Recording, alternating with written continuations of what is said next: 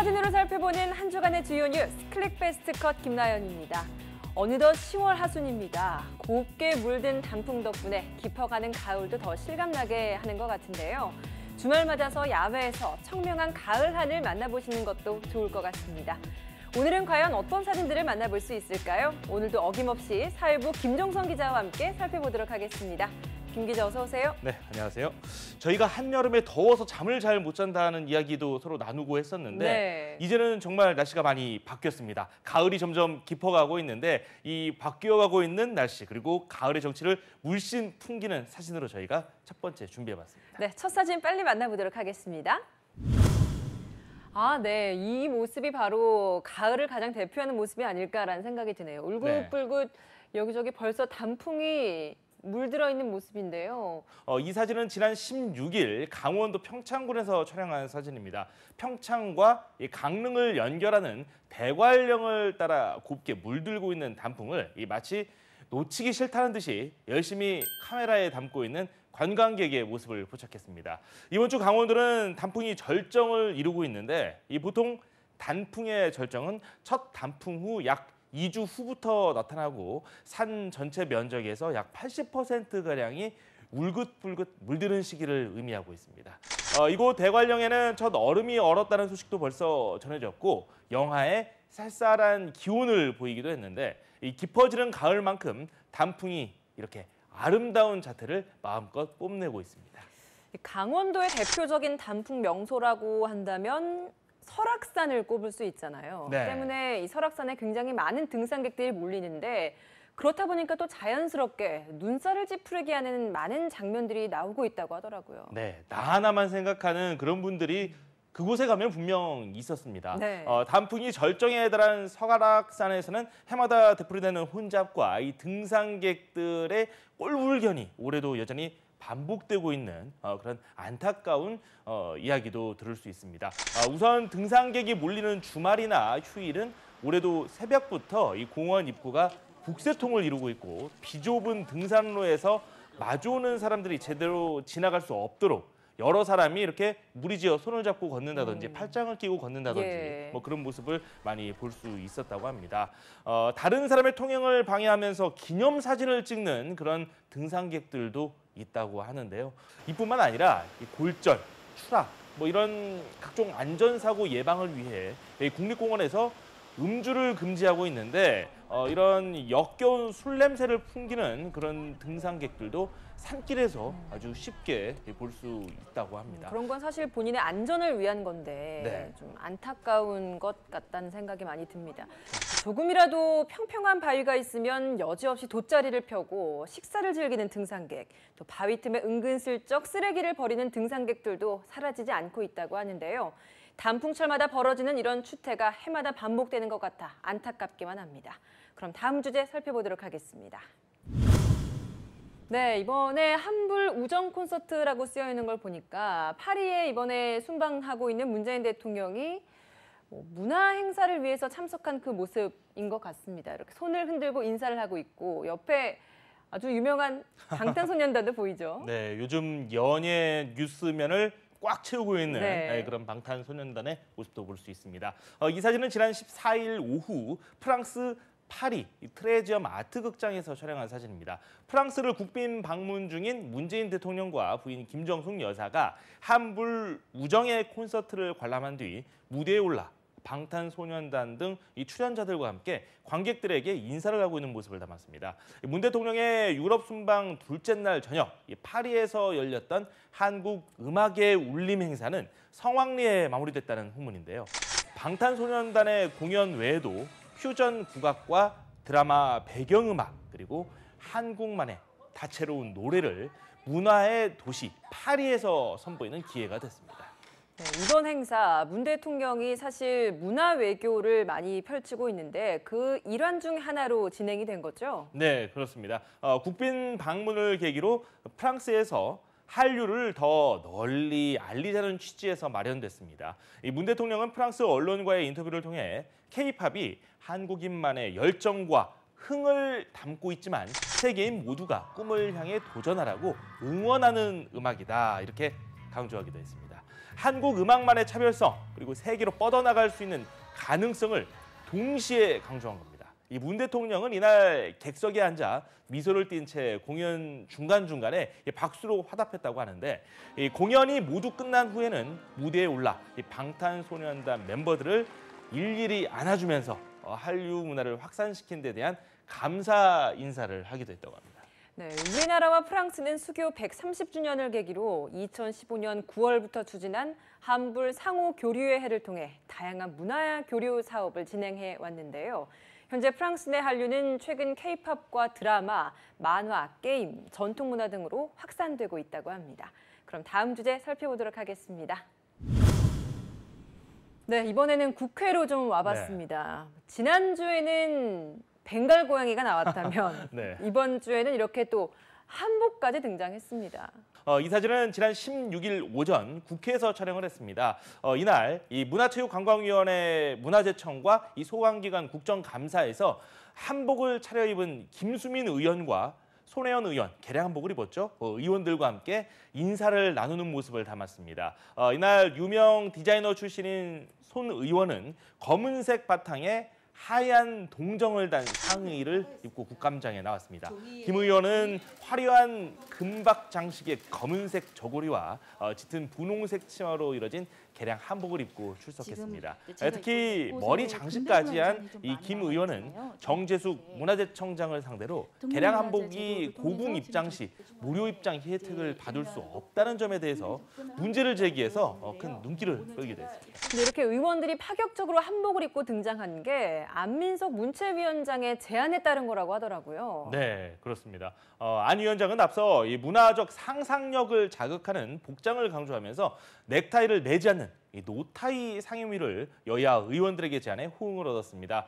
문화재청 국감을 앞두고는 특별히 의원들에게 한복 착용을 권장하기도 했다고 하죠. 다만 새로운 시도의 개방적인 안 위원장 역시 과연 한복을 입고 국감에 나올 문체위원이 있을까? 뭐 이렇게 좀 반신반의했던 것으로 전해졌는데 한복을 입고 출석한 바른미래당 김수민 의원은 문화재청에 대한 질의를 통해서 한복의 대중적인 확산을 위해 힘써야 한다 이렇게 말을 해서 그 의미를 더하기도 했습니다. 네. 그런가 하면 여야 정치권 3개월 넘게 꾸리지 못했던 특위 구성도 마침내 합의했습니다. 네, 지금 말씀하신 내용은 저희가 다음 사진을 통해 자세히 알아보도록 하겠습니다. 네, 오랜만에 여야 3당 원내대표의 모습을 함께 볼 수 있습니다. 어떤 종이를 같이 바라보고 있는 것 같은데 네네. 여기에 어떤 내용이 담긴 건가요? 자, 먼저 이 사진이 어떤 사진인지부터 설명을 좀 드릴게요. 지난 16일 오후 국회 운영위원장실에서 촬영을 했습니다. 여야 교섭단체 원내대표들이 이 정치개혁특위, 사법개혁특위 등 6개 비상설 특별위원회 구성에 합의한 다음에 이 발표에 앞서 서로 의견을 조율하고 있는 모습을 담았습니다. 여야는 애초 지난 7월 10일 원구성 협상 때 6개 특위 구성을 여야 균형에 맞춰 각 9명씩 이루기로 합의를 한 바 있는데요. 다만 정의당 노회찬 전 의원의 사망으로 평화와 정의의 의원 모임이 이 교섭단체 지위를 잃자 이 특위 위원 배분 문제를 놓고 갈등을 빚어왔습니다. 그런데 마침내 이번에 합의에 성공한 겁니다. 남은 시한이 12월 31일 그러니까 2달 정도밖에 남지 않았거든요. 네. 때문에 과연 그 2달 동안 얼마나 해낼 수 있을까라는 의문이 남습니다. 자, 분명 늦어도 너무 늦었다 뭐 이런 비판의 목소리가 있기는 합니다. 예. 일단 정계특위와 사개특위, 남북경제협력특위는 민주당 8명, 한국당 6명, 바른미래당 2명, 비교섭단체 2명으로 꾸려지고 이 4차 산업혁명특위와 윤리특위는 민주당 9명, 한국당 7명, 바른미래당 2명으로 그리고 에너지특위는 민주당 8명, 한국당 7명, 바른미래당 2명, 비교섭단체 1명으로 구성되게 됩니다. 특히 정계특위의 비교섭단체 목 2명은 정의당과 민주평화당이 1명씩 가져가는 것이 특징이다 이렇게 볼 수 있는데 과연 2달 딱 남았는데 이 2달여 동안 이 특위가 성과를 낼 수 있을 것이냐 이런 이 부정적인 시각 또한 분명히 있다 이렇게 말씀드릴 수 있습니다. 네, 지난 7월 26일 국회 본회의를 통과한 뒤 공전만 거듭하던 정개특위가 드디어 시동을 걸게 됐습니다. 과연 21대 총선을 앞두고 있는 국회가 정개특위를 중심으로 선거제도 개편 문제를 매듭지을 수 있을지 주목됩니다. 그럼 다음 주제 살펴보도록 하겠습니다.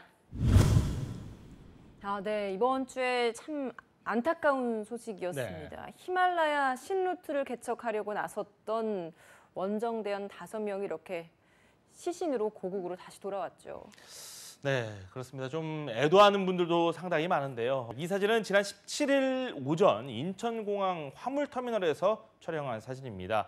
히말라야 등반 신루트 개척에 나섰다가 이 참변을 당한 2018 코리안웨이 구르자이말 원정대 이 김창호 대장의 시신을 향해 유가족 그리고 지인들이 인사를 하고 있는 모습입니다. 원정대는 지난달 28일부터 네팔에서 히말라야 등반을 위한 신루트 개척에 나섰다가 현지 시간으로 지난 12일 해발 3,500m에 차려진 베이스 캠프에서 사고를 당했습니다. 정말 안타깝게도 이 5분 모두 사망한 채 발견이 됐습니다. 네. 결국 네팔 카트만두의 트리보반 국제공항을 출발한 대한항공기를 통해 이날 오전 5시 7분쯤 인천국제공항 제2터미널 활주로에 무사히 착륙해 이 조국의 품에 안겼습니다. 네, 원정대 대장이었던 김창호 대장. 사실 국내 최초로 히말라야 8,000m 이상의 14개 봉우리를 모두 무산소로 등정하는 데 성공했던 우리나라를 대표하는 산악인이었다라는 이야기가 많이 있죠. 네, 그 김 대장에 대해서는 이 창의적인 등반을 한다라는 그런 호평이 있었거든요. 실험적인 등반가로 존경을 받아왔던 김창호 대장. 결국 생애 마지막도 네팔 히말라야 8개 봉우리 가운데 7번째로 높은 다울라기리 부근에서 최후를 맞이하고 말았습니다. 원정대가 선택한 신루트의 이름은 하나의 코리아를 의미하는 코리안웨이였습니다. 이 통일의 희망을 안고 히말라야 등반에 나선 원정대의 꿈, 결국 험산이라고 불리는 구르자이말이 내뿜는 강풍에 꺾이고 말았습니다. 한편 화물청사 앞에서 기다리던 유족과 지인들은 흰 천에 덮인 원정대원들의 관이 나오기 시작하자 탄식을 내뱉으며 일제히 참았던 눈물을 쏟아냈습니다. 네. 일부 유족들은 운구차로 옮겨지는 관을 붙잡고 오열하기도 했는데요. 이 때문에 운구 행렬이 잠시 멈추기도 했습니다. 또 합동 분향소에는 당신이 있어 행복했습니다. 그리고 당신을 잊지 않겠습니다. 이렇게 쓰여진 현수막이 걸렸다고 하는데요. 문재인 대통령과 장관들 그리고 엄웅길 대장 등 산악인들이 보낸 화환과 조화가 원정대원들의 마지막을 함께했다고 합니다. 히말라야 신루트 개척에 나섰던 2018 코리안웨이 구르자이말 원정대 도전은 끝내 김창호 대장을 포함한 5명의 원정대원 전원 사망이라는 결과로 막을 내렸습니다. 우리나라를 대표하는 산악인들의 희생이 안타깝기만 합니다. 자, 그럼 다음 주제 살펴보도록 하겠습니다. 네, 이분은 사법농단 의혹의 또 핵심 인물 중에 한 분이죠. 이번엔 검찰로 좀 와봤는데요. 사법농단 의혹에 있어서 사실 윗선 수사가 계속 난항이었는데 그 첫 신호탄이었다라고 봐도 과언이 아니겠죠. 네, 저희가 이렇게 웃으면서 말씀드릴 내용은 아니긴 한데 예. 반가운 얼굴도 보입니다. 저희 회사 사회부 김보영 기자죠. 김보영 기자의 네. 얼굴도 보이는데 이 사진은 지난 16일 오후 이 서울 서초구 서울중앙지검에서 촬영한 사진입니다. 양승태 사법부 시절 사법행정권 남용 의혹의 핵심 인물로 꼽히는 임종헌 전 법원행정처 차장이 이 검찰에 재출석하며 질문을 위해 접근하는 기자들을 팔꿈치로 이렇게 뿌리치는 모습을 제대로 쫙 벌리면서 뿌리치고 있네요. 네, 굉장히 예민한 모습을 보였는데요. 지난 2012년부터 지난해까지 법원행정처 기획조정실장과 차장을 역임한 임 전 차장, 재판거래, 법관 사찰 등 양승태 사법부의 사법행정권 남용과 관련한 거의 모든 의혹에서 실무 책임자로 등장하는 인물입니다. 이 전날인 15일 오전 검찰에 처음 출석했던 임 전 차장은 밤샘 조사 끝에 이날 오전 5시쯤 귀가했고 그 후 한 9시간 만에 두 번째 조사를 위해 다시 검찰에 출석하는 피의자 신세가 되고 말았습니다. 네, 앞서서 웬만한 혐의에서의 주요 책임자였다라고 이야기를 해주셨는데 임 전 차장 사실 이 법관 사찰 의혹뿐 아니라 일제 강제징용 피해자 손해배상 소송, 또 전교조 법외노조 불복 소송, 정노게이트 수사 기밀 유출 이런 모든 사안에 개입한 정황을 검찰이 포착하게 된 거죠. 네, 그렇습니다. 그뿐 아니라 박 전 대통령이 탄핵 위기에 몰린 2016년 11월 이 청와대 요구에 따라 법률 검토 문건을 만들어 전달하거나 원세훈 전 국가정보원장 재판 그리고 이른바 비선 의료진의 이 특허 소송 등에서도 청와대와 법원 사이 연결고리 역할을 하는 의혹이 불거지기도 했습니다. 이러한 이유로 임 전 차장에 대한 조사는 그가 근접 보좌한 박병대, 고영한, 차한성 전 법원 행정처장이나 이 기간 사법행정의 최고 책임자인 양승태 전 대법원장을 겨냥한 검찰 수사의 분수령으로 여겨지고 있습니다. 검찰 조사에서 임 전 차장은 명백한 물증이 제시되지 않는 한 자신에게 이 불리한 정황에 대해서는 기억이 나지 않는다. 이런 식으로 혐의를 대부분 부인하고 있는 것으로 전해졌습니다. 각종 의혹에 수뇌부가 개입했다고 적극 진술할 경우 검찰 수사는 탄력이 붙을 전망인데요. 임 전 차장이 자신의 혐의를 상당 부분 부인함에 따라 검찰로서는 구속영장 청구가 불가피하다는 관측도 나오고 있습니다. 그럼 다음 주제로 넘어가 보도록 하겠습니다. 네, 이번 국정감사에서 좀 가장 큰 수확이라고 해야 할까요? 가장 큰 내용을 폭로했던 것 중에 하나가 바로 이 사립유치원 비리인 것 같습니다. 이번에 이제 유치원 총연합회도 대책 마련을 하기 위해서 이렇게 모였고 사과를 하고 있는 모습인 것 같죠? 네, 이번 주 이 교육계가 아주 뜨거웠습니다. 특수학교 폭행도 있었고요. 예. 이렇게 유치원 비리까지 정말 안 좋은 소식이 상당히 많았습니다. 말씀하신 것처럼 이 사진은 지난 16일 오후 경기도 수원시 경기도 경제과학진흥원에서 촬영을 했습니다. 이날 열린 한국유치원총연합회 비상대책위원회 기자회견에서 이덕선 비대위원장이 취재진 질문에 답하고 있는 모습입니다. 더불어민주당 박용진 의원이 공개한 전국 17개 시도교육청의 2013년부터 2017년까지 감사 결과에 따르면 총 1,878개 사립유치원에서 5,951건의 비리가 적발됐습니다. 교비로 원장의 핸드백을 사고 노래방이나 숙박업소에서 사용하는 듯 정말 저희가 상식적으로 이해할 수 없는 일들이 이 사립유치원에서 벌어졌다고 하는데요. 이런 비리가 만연하다는 감사 결과를 보고 많은 분들, 특히 학부모들께서 분통을 터뜨리기도 했습니다. 일단 사과는 했는데 사립유치원 비리가 제도 미비 탓이라는 입장은 굽히지 않은 거죠. 네, 일단 잘못했다라는 말은 했는데 일정 부분 그 이유가 다른 부분에 있다라는 뜻으로 저희가 해석을 할 수가 있는데요. 한유총은 기자회견에 앞서 이사회를 열어 비대위를 구성했습니다. 이 다수결 투표로 선출된 이 비대위원장, 지난해 사립유치원들이 집단 휴업을 추진했을 때 강경파로 분류됐던 대표적 인물이다라고 합니다. 그는 기자회견에서 10여 년간 사립유치원 운영에 맞지 않는 사학기관 재무회계 규칙을 개정해달라고 정부와 이 정치권에 수차례 건의를 했는데 이루어지지 않았다라고 밝혔습니다. 사립유치원에 맞지 않은 회계, 감사 기준에 의해 비리라는 오명을 썼다 이렇게 이야기를 했다고 하는데요. 누리과정비를 학부모에게 직접 지원하도록 교육부에 여러 차례 요청을 했는데 그게 이루어지지 않았다면서 현행법에 따라 학부모에게 직접 지원해달라 이렇게 호소하기도 했습니다. 네, 한편 유은혜 사회부총리 겸 교육부 장관이 최근 논란이 된 사립유치원 비리 문제를 지적하며 강경 대응을 예고했습니다. 유 부총리는 교육부 기자실을 찾은 자리에서 무관용의 원칙으로 단호하게 대처하겠다는 입장을 밝혔습니다. 그럼 오늘의 마지막 주제 살펴보도록 하겠습니다.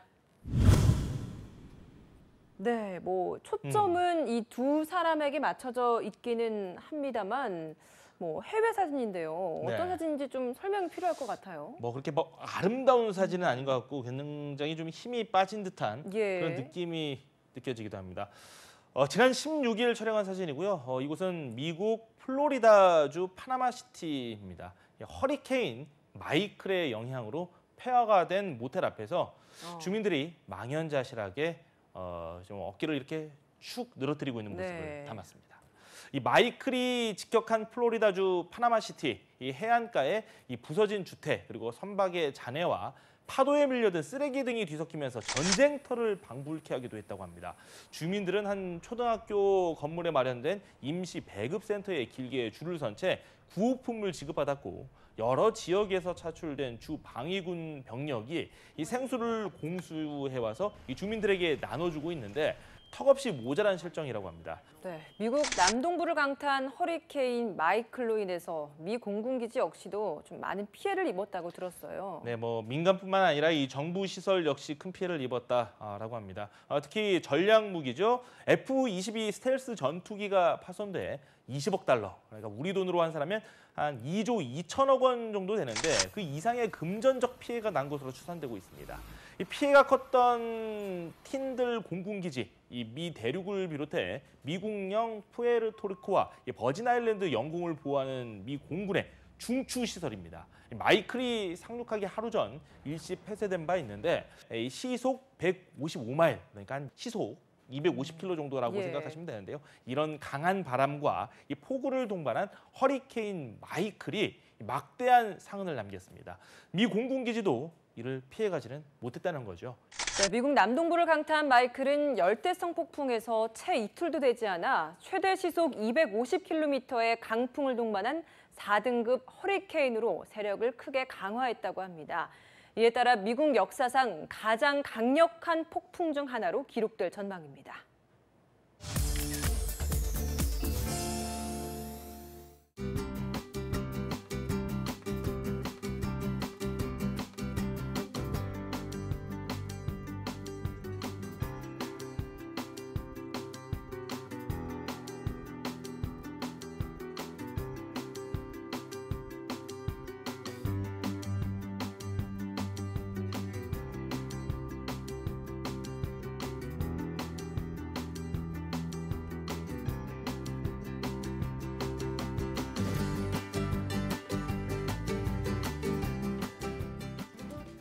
사진으로 살펴보는 한 주간의 주요 뉴스 클릭 패스트 컷. 오늘 준비한 사진은 여기까지입니다. 저희는 다음 주에 더 재미있고 의미 있는 사진들로 다시 찾아뵙겠습니다. 시청해주신 여러분 고맙습니다.